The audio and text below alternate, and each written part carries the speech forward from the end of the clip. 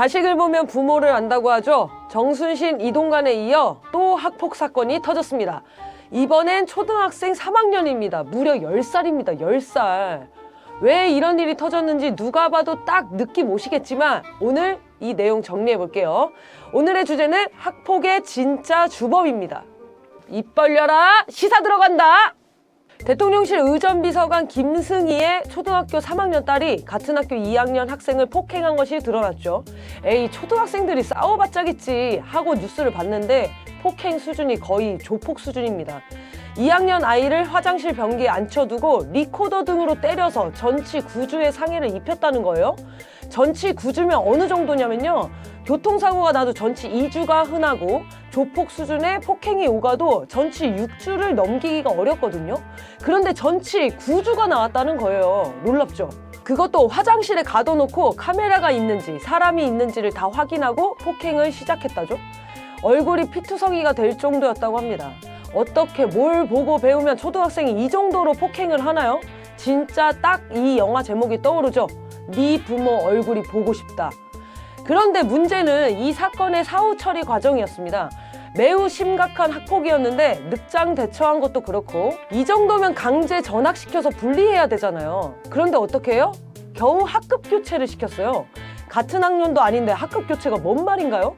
방과 후 수업을 분리했다는 건지 같은 반도 아닌데 반을 옮겼다는 건지 아무튼 이런 심각한 사안을 대충 처리했다는 거죠. 거기다가 사과는커녕 김승희 아내는 이건 사랑의 매라면서 내 딸이 이를 스스로 해결하려는 의욕이 강하다라고 두둔을 해요. 그러면서 딸이 왜 때렸냐고 물으니까 내가 가르쳐 주려고 그랬어. 잘하라고 때렸어. 라고 했다는 겁니다. 소름 돋지 않나요? 그뿐이 아닙니다. 이 학폭 사건이 국정감사에서 폭로되자마자 대통령실은 김승희 비서관을 중동 순방에서 제외시켜버리고요. 정순신, 이동관 씨드실 때랑 태도가 다르죠? 거기다가 즉시 감찰한다고 했다가 불과 몇 시간 만에 사표를 수리해버립니다. 그럼 어떻게 돼요? 그냥 민간인이 되는 겁니다. 그야말로 법적으로 표현하면 도주나 인멸 아닌가요? 구속영장 청구해. 문제가 된 사건 말고도 올 들어 최소 2차례의 가해행위가 더 있었다고 하고요. 거기다가 유치한 힘자랑까지 합니다. 김승희의 아내가 사건이 터지고 자신의 카톡 프로필을 나토 참석 당시 대통령과 남편이, 그러니까 김승희가 같이 있는 사진으로 바꿔버렸다는 거잖아요. 왜 바꿨겠어요? 나 윤석열이랑 친해. 알아서 기어. 이 말 아닌가요?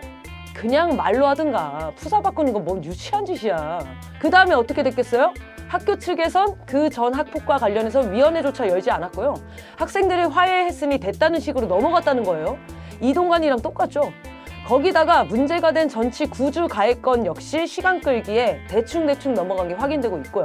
이러니까 초등학교 3학년 딸이 뭘 배우겠어요. 아, 더 때려도 되겠구나. 아무 문제 없구나. 이렇게 생각하고 계속 학폭을 저지르게 되는 거 아닌가요? 이런 자들은 자식들에게 당연히 약한 상대에게 폭력을 쓰는 것이 이상하지 않은 거라고 가르쳐 왔을 것이고 일이 터지면 사건을 은폐시켜왔죠. 바로 이런 게 최악의 반사회적 교육입니다. 그야말로 악마를 키우는 부모들 아닌가요? 가정에서 자녀를 이렇게 키우는 사람이 국내 주요 행사나 국제 정치 무대에서 예법을 다루는 의전 비서관이라니 정말 기가 막히지 않나요? 이런 사람들이 의전 비서관이니 그동안 여러 행사에서 보여준 윤석열, 김건희의 행동들이 이해가 갑니다. 그런데 이 사람이 어떻게 의전 비서관이 됐냐면요.